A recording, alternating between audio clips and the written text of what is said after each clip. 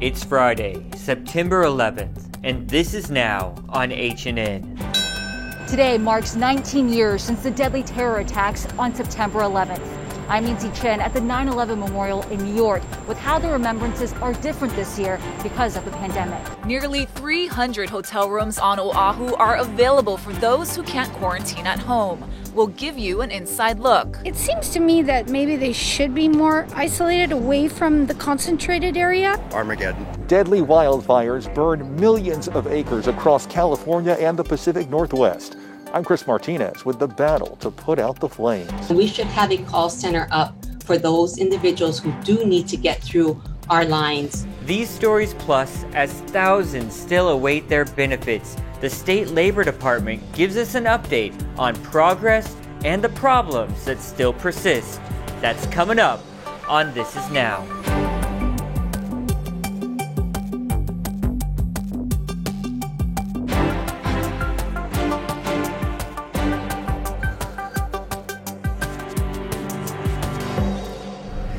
Good afternoon, Jonathan and Ashley coming to you here on this Aloha Friday from the HNN Digital Center. We got to begin with those latest numbers from the State Department of Health. Health officials say 2 more Oahu patients with COVID-19 have died, bringing the state's death toll to 96. DOH is also reporting 167 new cases today. The county breakdown shows 142 are on Oahu, 21 are on the Big Island, and 4 are on Maui. Also new at noon, U.S. Senator Brian Schatz says federal assistance is on the way to the Big Island. At the Yukio Okutsu State Veterans Home in Hilo, there have been 10 deaths at the facility and at least 88 confirmed infections. Schatz says the U.S. Department of Veterans Affairs has mobilized a team to help with the outbreak. We are told the VA will do an on-site assessment of infection control with experts in various fields. Schatz made an urgent request for their help. VA is sending in a doctor, a nurse, and an infection specialist to bring in the expertise that has become necessary to make sure that we minimize the infections. That they have experts. And clearly something has gone terribly, terribly wrong at this nursing home facility, and that's why we need all hands on deck, federal, state, county, private sector, to try to minimize the pain and suffering. Meanwhile, the Hawaii Tribune Herald reports the state health team is also set to investigate the response to the outbreak. Regarding the deaths, Congresswoman and service member Tulsi Gabbard issued a statement that says in part, "It is unconscionable that these veterans who selflessly sacrificed so much now find themselves struggling to survive under the threat of this virus. Yet another consequence of the lack of testing and contract tracing that should have been in place months ago." Meanwhile, health experts say the coronavirus is not going anywhere anytime soon and that it is likely to get worse this fall and winter. That's why Dr. Anthony Fauci told doctors he was talking to at Harvard that we should just hunker down.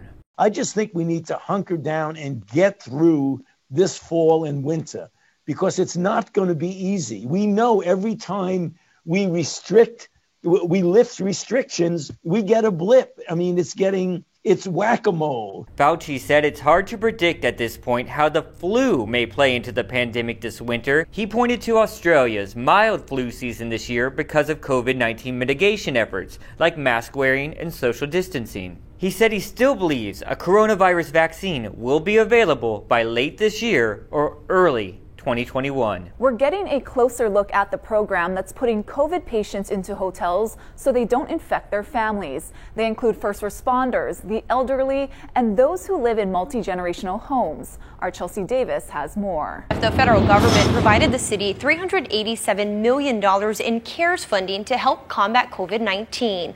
One of the areas it can be used for is for quarantine and isolation. The city says for this hotel, they pay about $400,000 a month. COVID positive or suspected patients are picked up by the Department of Health and transported to one of 9 facilities across the state. We wanted to give the public an inside look at the quarantine and isolation systems that we're utilizing. There are currently 293 total rooms across Oahu that can be used for quarantine and isolation. The Pearl Hotel in Waikiki is the largest with 130 rooms. This is initially something we didn't want to talk about. The names of the facilities are confidential, but management at the Pearl Hotel wanted to be transparent. We wanted to tell the real story about why this is so critical and the real critical need in our community. It seems to me that maybe they should be more isolated away from the concentrated area. Maybe put them outside of town. Those living nearby feel it's too close for comfort, but doors are staffed 24/7 and no one can get in or out without authorization. City, state, and staff say they understand the fears, but insist they are taking all the necessary precautions to keep people safe. We probably needed to do a better job of communicating with the public about what actually goes on, which is part of the reason why you're all here today. Extra precautions are taken. 3 daily meals are dropped off at doors, and cleaning crews spend 3 days sanitizing each room after someone leaves, and health checks are around the clock. The case management team does a minimum of 3 times a day wellness checks with all of the guests that are in the hotel. We couldn't be prouder to be a part of kind of being on the front line, really supporting those that really do need the most help right now. The contract with the Pearl Hotel expires at the end of the year. The city is working on acquiring additional hotels in the meantime. The state says the other quarantine and isolation hotels wish to remain anonymous.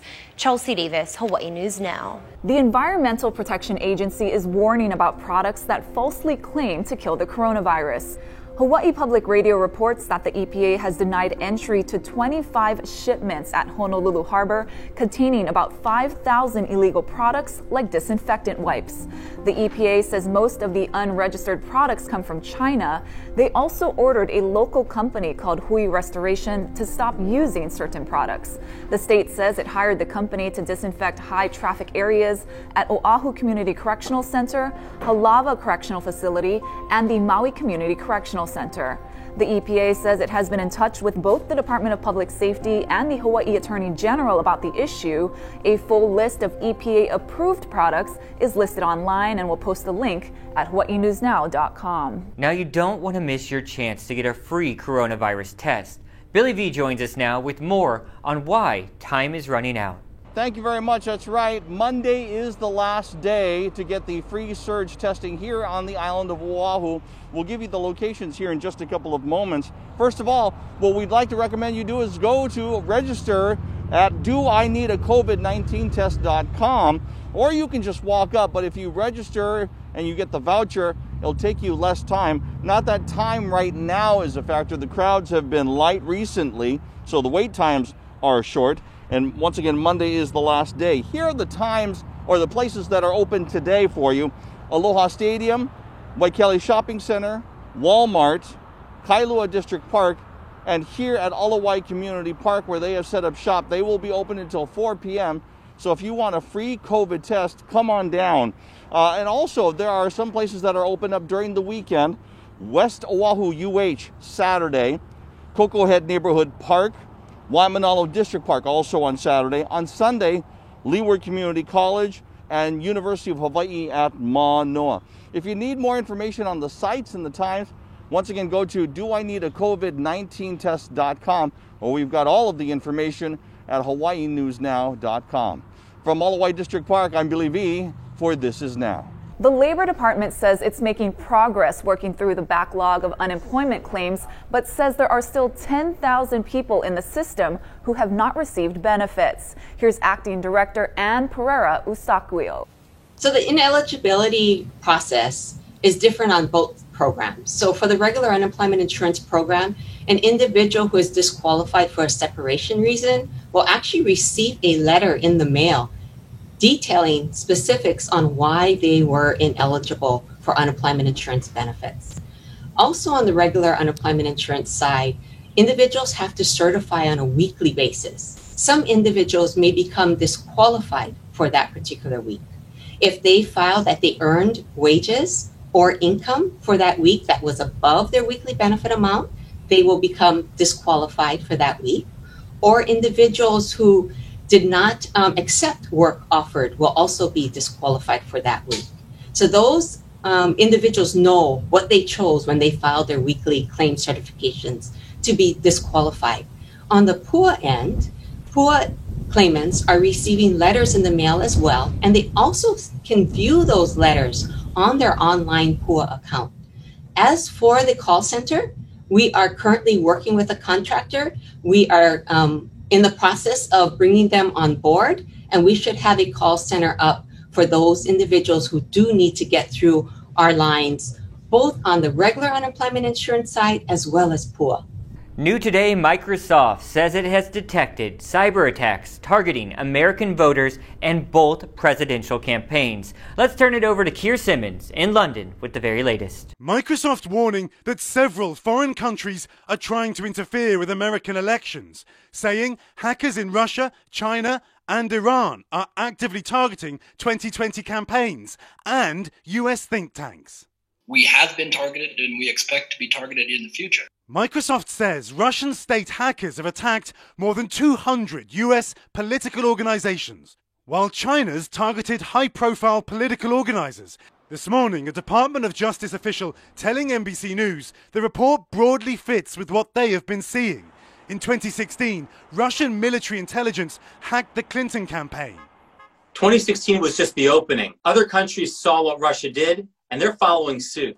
London journalist Laura Walters says she was tricked by a Russian propaganda operation into writing an article for a fake Russian news site.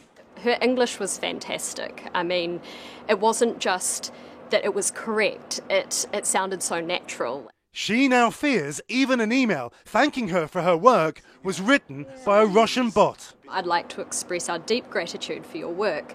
It's hard to believe how totalitarian countries like China or Russia are finding their ways to meddle. Pretty ironic. It is so ironic. President Putin taking a similar ironic tone when I asked him at a conference last year about intervening in America's election. Is Russia attempting to influence the 2020 elections in the United States? I'll tell you in a secret. Yes, we will definitely intervene. It's a secret, so that everybody can laugh.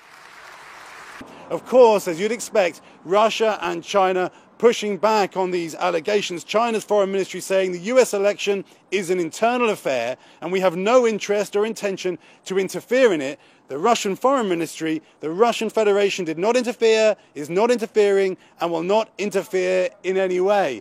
Of course, they would say that, wouldn't they? Keir Simmons, NBC News, London. Today marks the 19th anniversary of the September 11th terror attacks, and tributes are different this year because of the pandemic. In lieu of traditional ceremonies, the city and county of Honolulu held a virtual 9/11 remembrance ceremony. The video features the directors of first responders and emergency management departments presenting lei at the Eternal Flame Monument fronting Honolulu Hale. Meanwhile, in New York, a disagreement over health precautions have led to two separate memorials in Lower Manhattan. Nancy Chen reports. The September 11th ceremony at the 9/11 Memorial in Lower Manhattan included moments of silence. But this year, it did not include the traditional live reading of the victims' names because of coronavirus concerns. Instead, it was a recording of the names.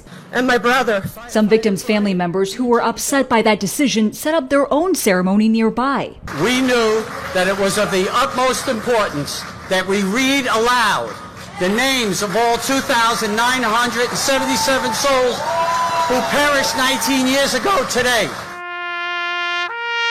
9/11 observances are also different this year at the Pentagon, where military leaders conducted the ceremony without victims' families in attendance. We never forget those who were murdered by the terrorists.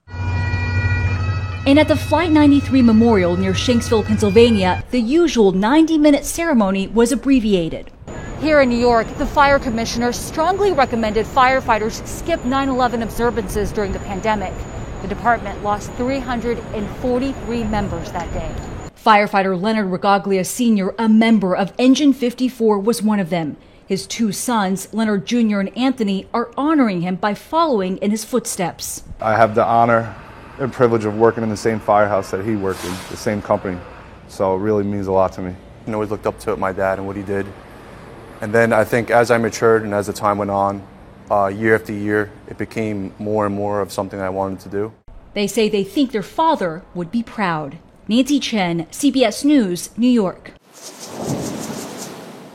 Developing news, the death toll has dramatically risen in the West, where more than 100 wildfires continue to rage. I have new images to show you. This is what those fires look like from space. You can see the cloud of smoke just moving up towards the state of Washington. The governor there calling this cataclysmic. Let's turn it over to Chris Martinez, who has the very latest developments. Police went house to house in the town of Talent, Oregon, assessing the damage from a wildfire that ravaged the southwest region of the state.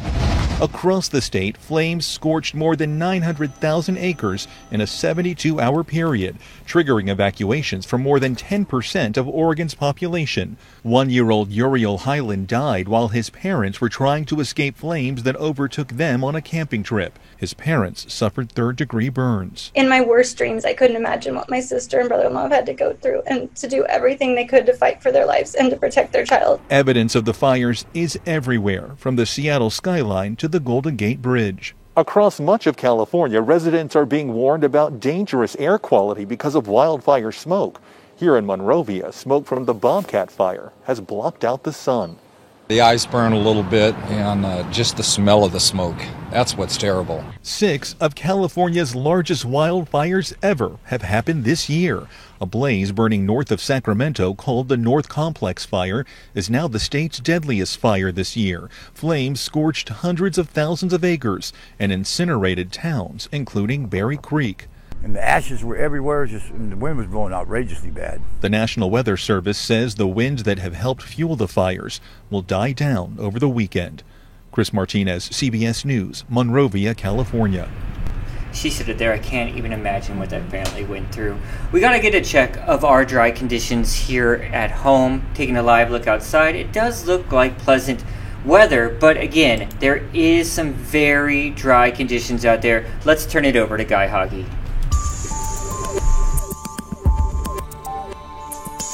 Aloha on this Friday. We've got more dry trade wind weather. We'll likely see a few overnight and early morning showers for a handful of windward spots, but you can see how dry it is.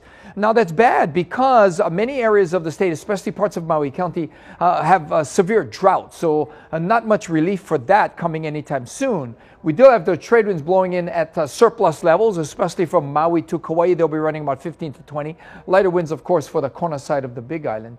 But other than that, we'll see beautiful things today across the state. High temperatures running to about 90 degrees because of the abundant sunshine, and the saving grace, of course, those breezy winds, with the exception of the Kona side of the Big Island.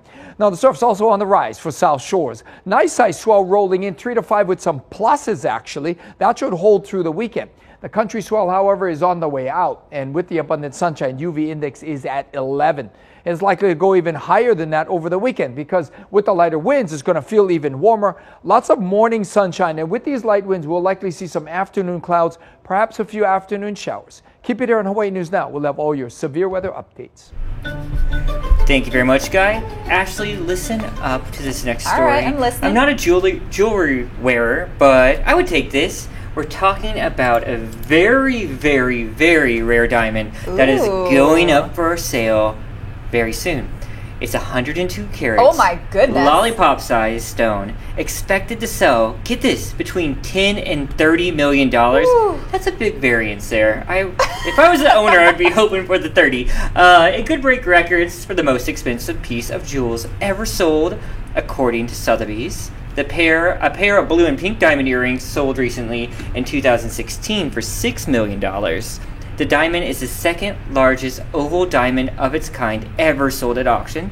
See, I'm saying all these facts like I knew them previously, but I have watched a lot of Antiques Roadshow recently during the pandemic, so I've seen quite a bit of jewelry appraisals, and I think this one probably will do very well. It goes up for sale October 5th. You can bid online. Just so you know. It's flawless. It's gorgeous, right? Jonathan, I don't ask for much from you. You know that, right? But I mean, I can work on it. My birthday's coming up. Oh, yeah? Mm-hmm. I did see that. September birthday, right? Mm-hmm. Yeah. Virgo season. And this is what I found, you guys. Here's another sure sign that fall is here. The return of Saturday Night Live. Yes. Now, the show announced today it will once again be live and back in 30 Rock Studios beginning October 3rd. It'll be the first in-studio live edition of the show since March 7th. Now, there's no word yet on who will host the premiere and which musical guests will be there. It is the 46th season of the show, and SNL did do several at-home editions in those early weeks of the pandemic back in the spring. And because of copyright reasons, we can't show any clips of SNL, but I have to say, the stay-at-home versions that I saw, the Kate McKinnon cat commercial. Oh, yes. Oh, my goodness. So good. Yes. So I can't. People need Saturday Night Live back in their lives. Yeah. And comedian and former Tonight Show host Jay Leno is set to host a reboot of the comedy quiz show You Bet Your Life. Now, the original series was hosted by Groucho Marx, and it ran from 1950 to 1961. The show, which starts airing fall of next year, so 2021, on Fox, will put two strangers together for the opportunity to win prize money by correctly answering questions about predetermined categories. Do you remember that show? No. Me neither. No, it must be a real oldie there. It is. From the Marx, 50s yeah. and 60s. Yeah. Oh, okay. I love those classic game shows, though. Me and too. they keep bringing more and more of them back. Mm-hmm. And speaking of reboots, Will Smith just released a first look photo at the upcoming reunion special for the Fresh Prince of Bel-Air. Now, Smith shared this picture of him with some of his hit series regulars. The cast taped the unscripted special on Thursday to celebrate the show's 30th anniversary. Now, the reunion special is being billed as a funny and heartfelt night of music, dancing, and special surprise guests, and it will air on HBO Max sometime around Thanksgiving. Look at everybody. Yeah, they look great. They really do. And, I mean, I'm about to do the Carlton right now. Seriously. Gamers, listen up. We got another reboot to tell you about. Tony Hawk is back. I played this game for hours as a teen. Here is Rick DeMiglio, and he has a report talking to Tony Hawk himself. Let's play it out.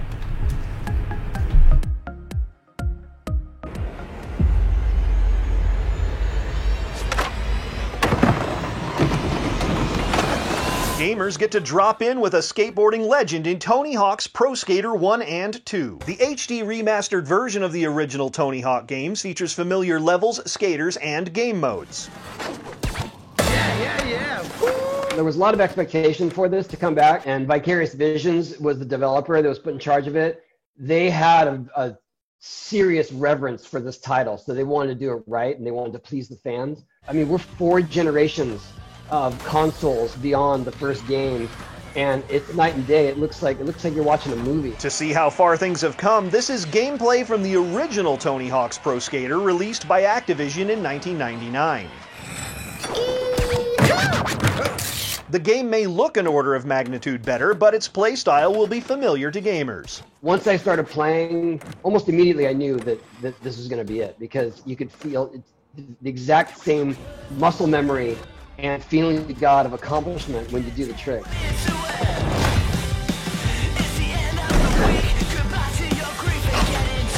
Leveling Up in Hollywood, I'm Rick Damigella.